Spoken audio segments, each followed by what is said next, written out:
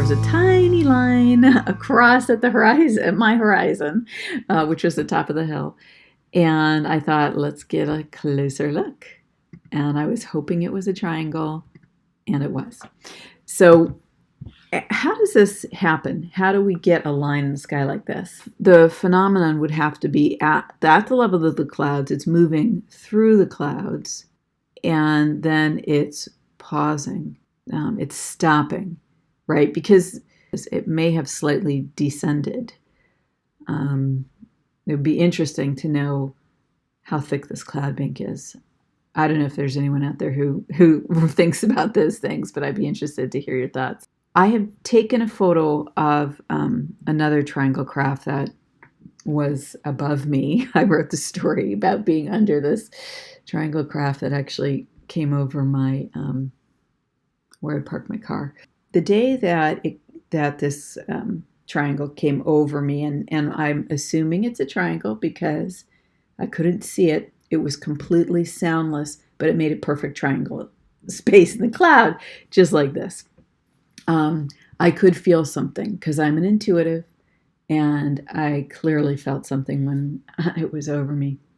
It took 2 minutes that day for the space in the clouds above me to form into a triangle, because that day I had been taking photos the entire time. If you search for triangle on my blog, you'll get all the articles. Now, this is the one I'm talking about right here. Okay, I wrote several articles on it. Right here, you can see the actual shape that was above me. I did a lot of color edits so to pop the triangle. Here, this is a really good one, this blue.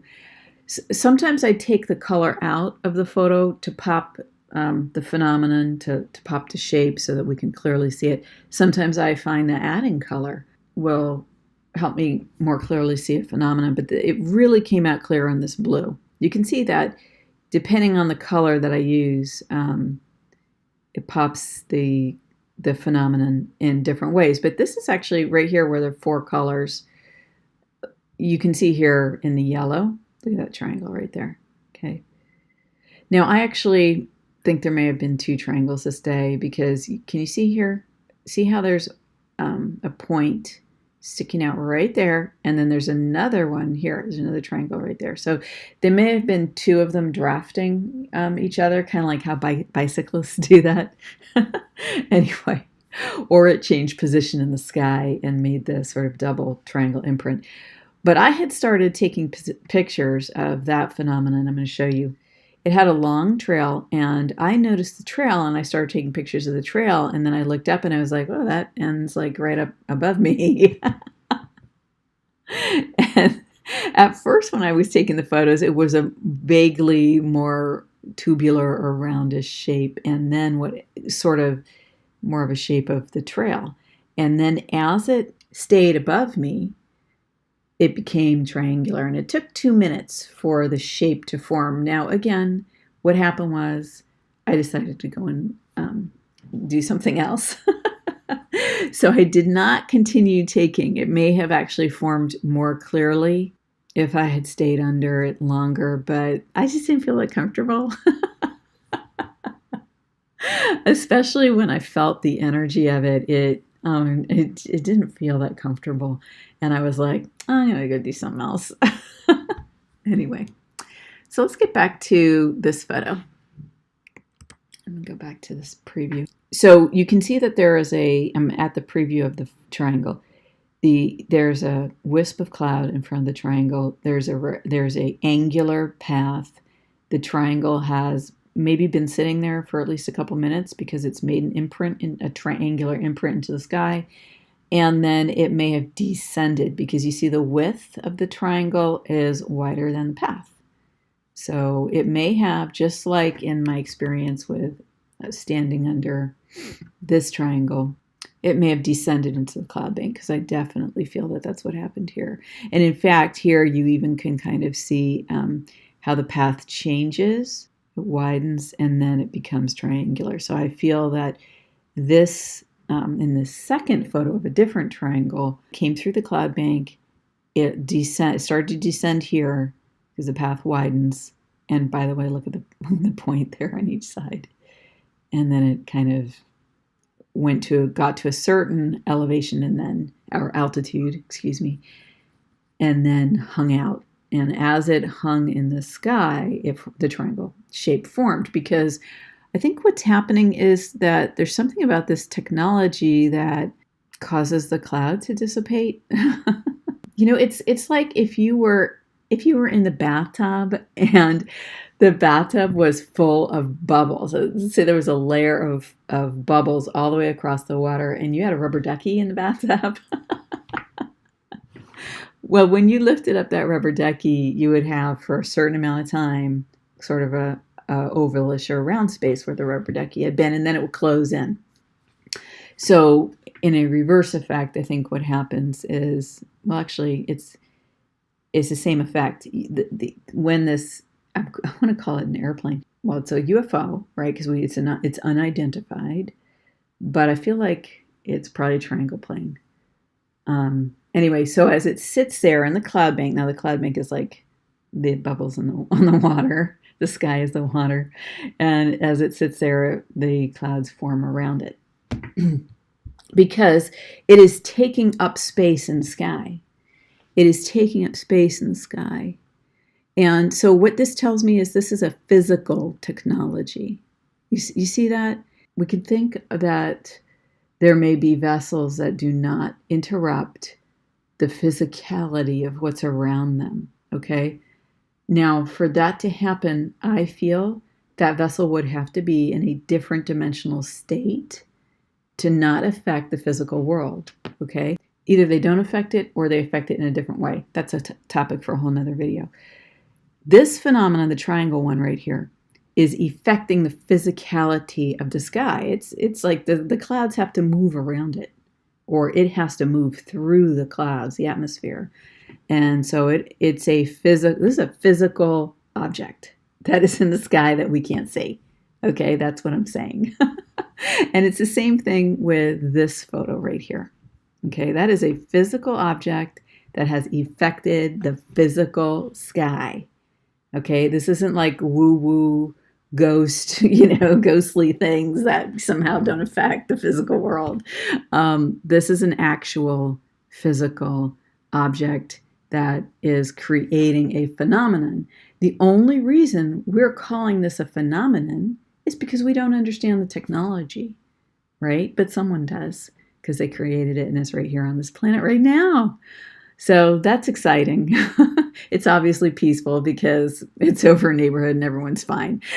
And it's probably part of our military is what I'm guessing.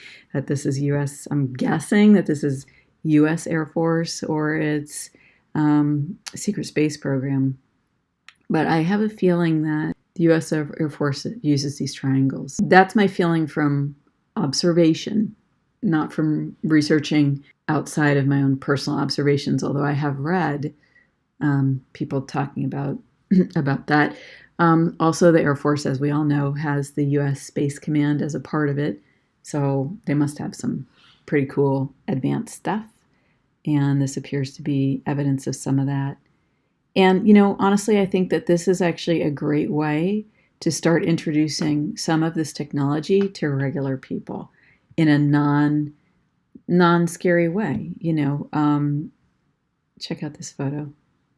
Once again, you can see the cloud that it must have been lower down in the atmosphere. I'm just wondering how that might have been lower down in the atmosphere. This photo is pretty cool.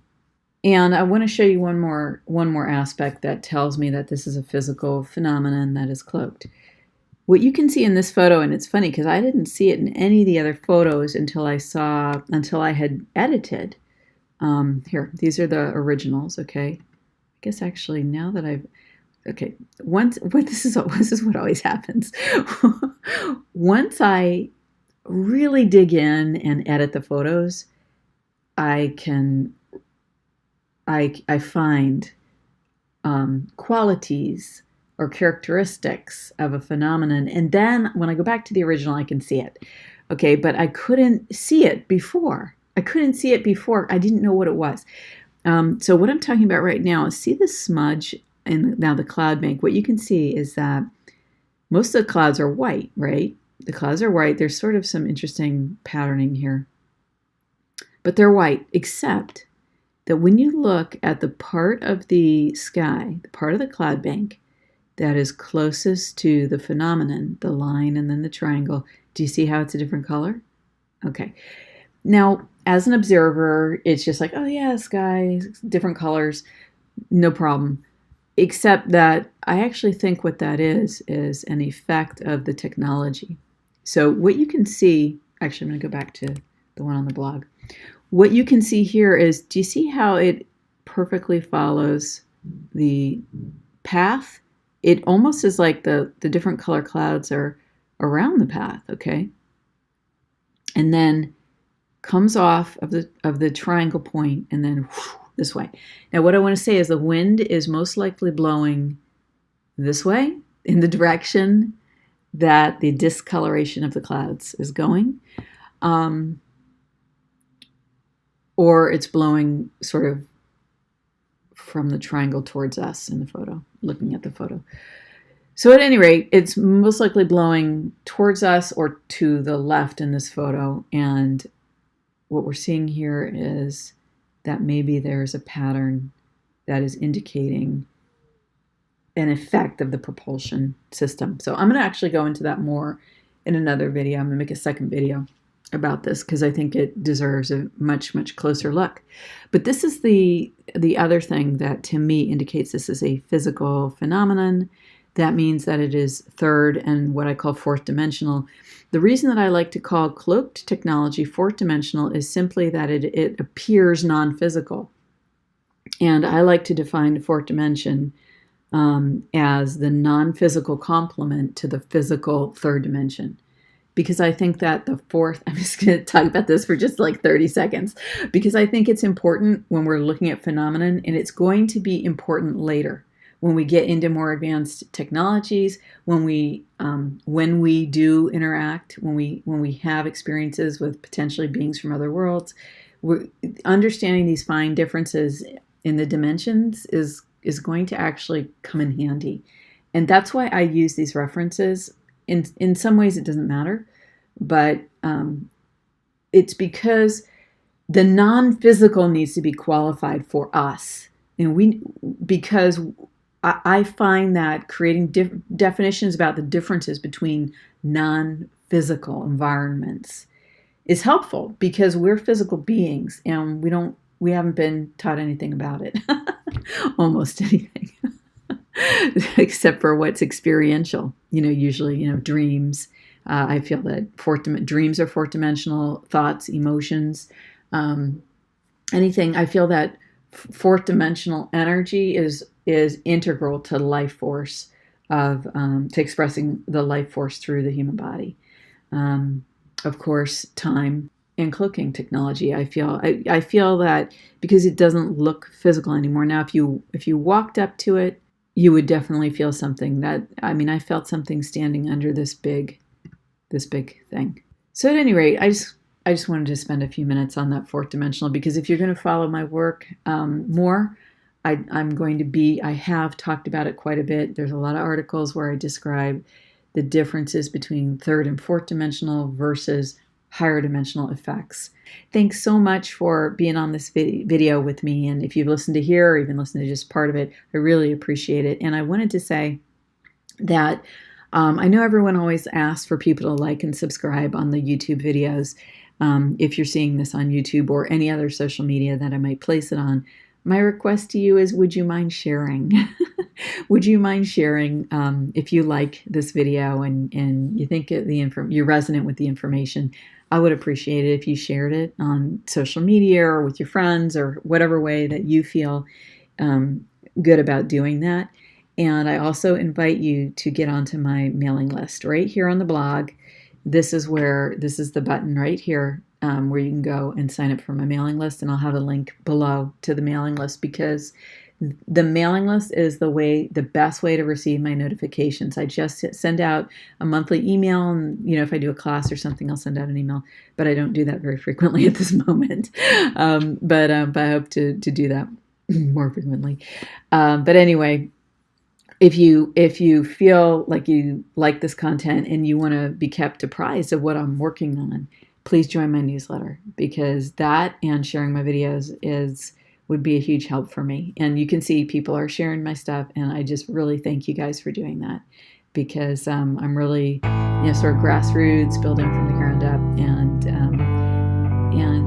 you're my audience. So I really appreciate you being here today and listening. And see you in the next video. Thank you.